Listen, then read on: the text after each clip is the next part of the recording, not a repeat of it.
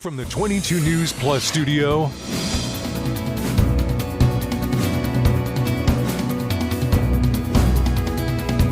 this is 22 News in Focus with Patrick Berry.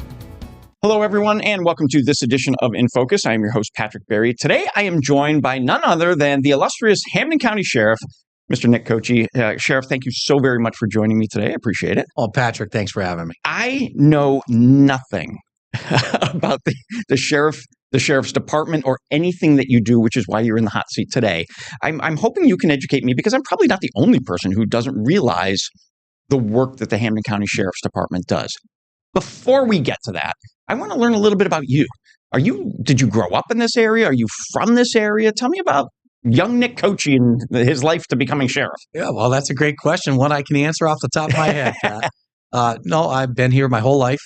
Born and raised in Ludlow, Massachusetts. I'm in my mid-50s. Graduated from Western New England College, and now it's Western New England University. Right. I got my master's from the Elms in business administration, and I've been working at the sheriff's office for over 32 years. So how did you end up working at the sheriff's office? Because it's funny because I asked this question, and some people, it started as an internship. It started as, I knew this person. I wasn't sure what I wanted to do. And next thing you know, you're there for 30 years. Well, I was in between my junior and senior year at college, and I was looking for a summer employment job. There you go. And I heard that the sheriff's office that was opened in Ludlow was hiring for the summer. I went over there.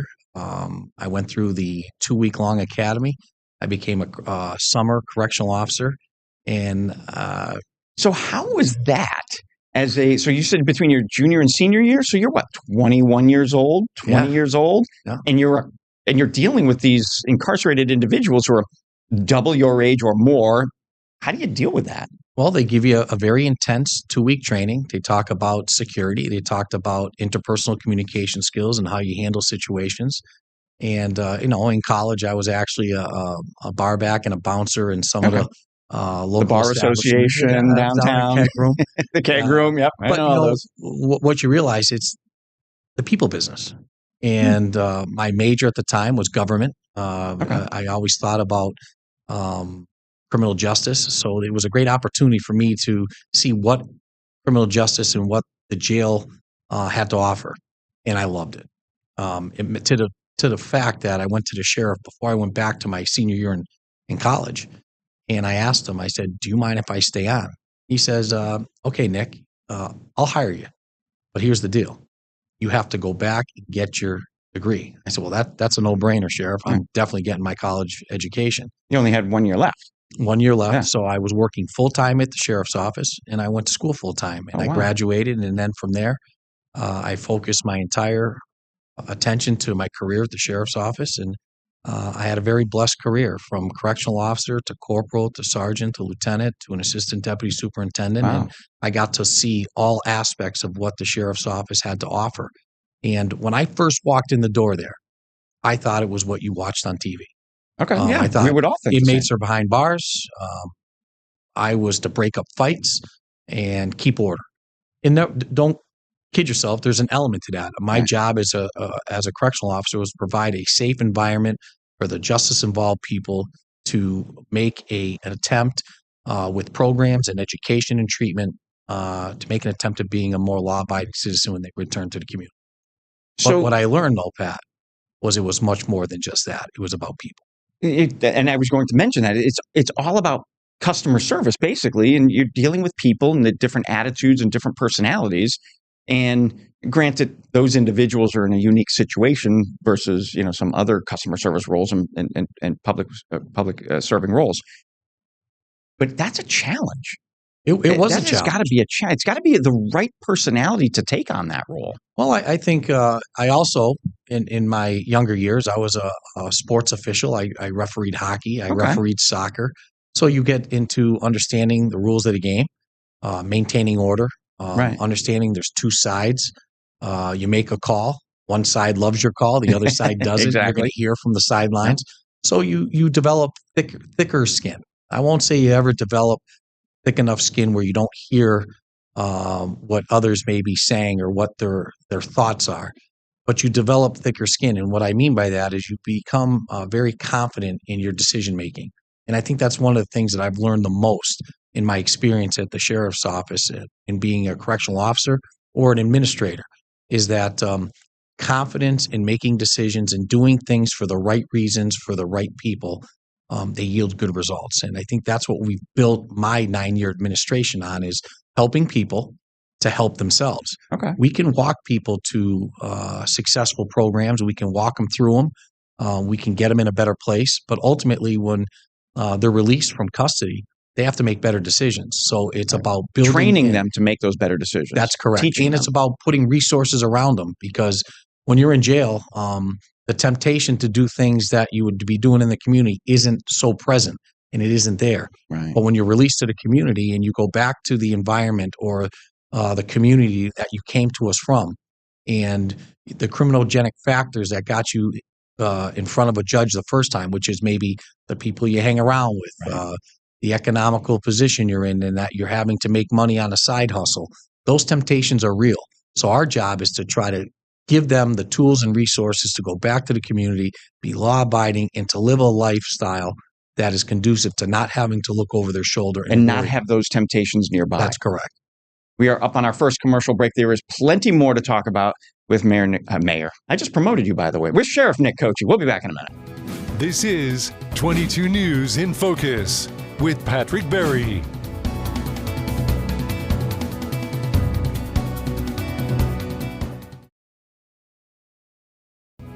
This is 22 News in Focus with Patrick Berry.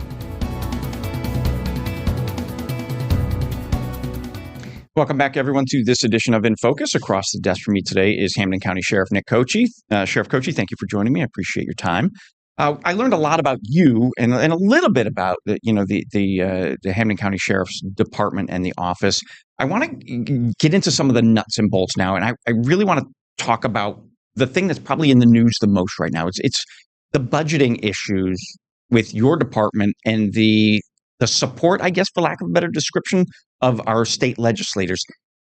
Boil it down for me. What's going on with I guess it's not just Hampden County. It's every sheriff's department in the state, right? Yeah, this is really what I'm really glad that we're talking about. Getting to know me is one thing, but I can tell you this, and I say this when I speak: the office is not about Nick Cocchi by any means. I just have the greatest opportunity and responsibility of managing the day-to-day operations of the Hampden County Sheriff's Office, and it's been an honor of a lifetime so far, and I really enjoy my work. But we can't do what we do without the funding from the Commonwealth of Massachusetts. For years, since county government has been abolished, there's been a structural deficit funding pattern that deals with the Commonwealth sheriffs. So it's always a deficit. It's always a deficit. Interesting. And it was done that way because, like healthcare and like education, that's what your county sheriff's offices are. We are a healthcare facility or an educational institution, and we also provide I call it the behavioral modification programs for people that are coming to us and getting ready to go back to the community. Reentry starts on day one. So when you look at a place like ours, we're the second largest county correctional institution in the Commonwealth. We're 40. Hampden County is the second largest? We are. We're 40 inmates less than Suffolk County. 40. Wow. Suffolk County Sheriff's Office receives $40 million more than we. And I'm not prescribing to the eastern part, western part of the Commonwealth formula. We provide unbelievable services for our community. And I think the thing that's most not known about the Hampden County Sheriff's Office is we're not just Hampden County. We service Worcester County West. Worcester, Really? Hampden, Hampshire, Franklin, so you don't and have a counterpart in Franklin, Hampshire, Brooklyn, Berkshire? We do, but they deal with the men, just like I Okay. deal with the men. But I have a regional women's facility that takes women from Worcester all the way to the Berkshires. I have a all-inclusive support service center on State Street that services Worcester all the way to the Berkshires. Wow. We have a Section 35 Stony Brook Stabilization and Treatment Center. We actually take individuals and clients from all over the Commonwealth. And then we have our our Western Mass Recovery and Wellness Center, which is a substance use treatment center for incarcerated individuals that has been stood up for Worcester all the way to the Berkshires. So our reach geographically is massive. And when you fund us and we are funded substantially less than what is needed, it's putting a major strain on the work that we're being allowed to continue to do. So you said Suffolk County, right, has 40 more inmates than what you have in Hampden County, yet they get $40 million more? Well, and their geography is significantly smaller. Well, the tone you just said that is how I feel. So I don't understand that. So what's been the response on Beacon Hill about your department needing more? Well, we're putting together a case, and we have the Office of Inspector General coming in as the legislature required them and has tasked them to come in and look at the sheriff's budgets. And I can tell you, we are excited about the opportunity to have them come in. Not too many places are excited to have somebody look at their budget. You have to remember, when you're dealing with state monies, it's taxpayers' money. Right. Okay. And we have to be, and I've ran a campaign on this, and I will stand by this every day that I'm in office. I will always be respectful and responsible to taxpayers' dollars, period. Now, there's people that will talk about the law enforcement side of what we do or this or that. I'm the sheriff. I've been elected to serve the people of Hampden County, and I would say surrogately serve the people of Worcester West. And we do it in a way that has been recognized nationally. So we're very proud of the work that we do. My predecessor, former Sheriff Mike Ash, he wrote the book on how to do modern day corrections. I happened to be there. I learned from him. Okay. I understand what works. It's evidence-based, statistically proven programs and initiatives that we launch at the sheriff's office. So we're not going there on a women of prayer. We're not going there saying to them, hey, we think this is going to work, so would you fund us? We're going there with evidence-based programming that yields the lowest recidivism rates, not only in the Commonwealth, but in the country. And we're proud of that. And the people of Hampden County deserve that. The family members of people who are incarcerated deserve us to do that work for their loved ones. And the people and the citizens of Hampden County deserve to have us with that public safety reintegration effort to make sure that people going back to the community have an opportunity to do it right. Do our local legislators have your back? Absolutely, 100%. Really? Good. Every one of them. So they're at least pleading your case at the State House as well. They do, and they come in every year. We have a legislative coffee. We talk about the work the sheriff's office is doing, and they do go to Boston and they advocate. And that's why we're the second largest budget in the Commonwealth. But it's not a budget that's conducive to continuing to provide the services for Worcester West that we've been providing for decades. So what's the holdup? I mean, is it a cyclical thing, meaning it's got to be within the budget year, or can you get mid-year funding? What's the holdup for getting you the resources you need to continue to provide the services you need? Historically, we would be closed out at the end of the year in what you would call a closeout supplemental budget that is originated from the governor's administration, from A&F, and then signed off and supported by the House and the Senate. Okay. This year, the amount of money collectively that the sheriffs needed in the Commonwealth raised a lot of eyebrows. And we understand that as sheriffs. We also understand why the number has grown to the level it's grown, with cost of living raises, with mandates by the legislature that cost the taxpayers monies, and with just all the uprising costs of electricity and food and materials and all the other things, the budgets have gone up. Right. But it's no different than the healthcare system. It's no different than the education system. We are in a 24/7 congregate care facility structure. Our lights never go off. Staff have to be present. I have 1,100 staff members. 1,100. We're one of the top employers. 7 to 10 employers in Hampden County or in Western Massachusetts. If they don't fund us appropriately and they refuse to give us our closeout supplementals in the years to come, I could be looking at massive layoffs. What's that going to do to Hampden County and Western Mass when it comes to the economic infrastructure? So we have a very good team that's working very hard at telling our story, showing where the monies go. You can't spend taxpayers' dollars without having checks and balances. We have nothing to hide. Yeah. We have nothing to hide. Matter of fact, we're very excited about the opportunity to plead our case and to see if that maybe with this audit and investigation coming in that we can be properly funded from the beginning of a fiscal year. Rather than asking for it mid-year. But you're not going to hear me put this on the legislature either. This funding deficit has been in place for over 32 years that I've been there. So most of the legislative delegates that are in Boston, this happened and was in place prior to them being there. I'm not blaming anybody. I'm just saying you've recognized the problem.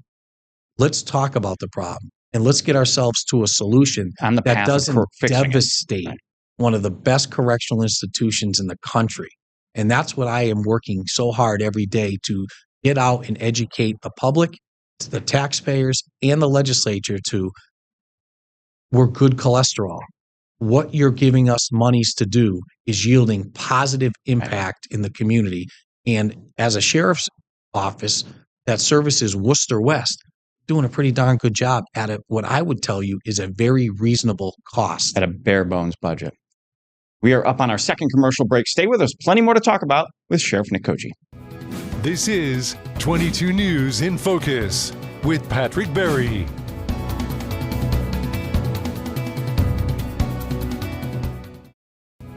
This is 22 News in Focus with Patrick Berry. Welcome back, everyone, to this edition of InFocus. I'm your host, Patrick Berry. We are here in the 22 News Plus studios. I'm very excited and happy today to be joined across the desk by Sheriff Nick Cocchi. Sheriff Cocchi, thank you for joining me. We spent quite a few minutes talking about the crisis of funding what you do. And I think a lot of people, I'm probably scratching their head going, well, how much does a jail cost?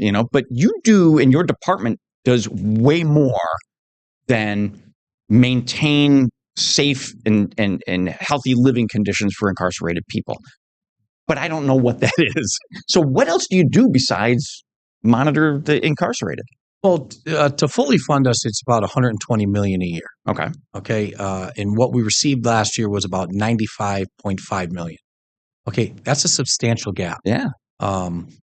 And a lot of the shortcomings on that funding is for jail operations of care, custody, programmatic, medication-assisted treatment, no-cost communication for the offenders, and just putting together what I consider to be one of the best security teams to make sure that the place is safe and it's an environment that's conducive to positive change for the people that are entrusted in our care and custody. Okay. But then with criminal justice reform and the new post-certification for the state of Massachusetts in law enforcement, what you saw was reserve and part-time police officers not seeking certifications anymore.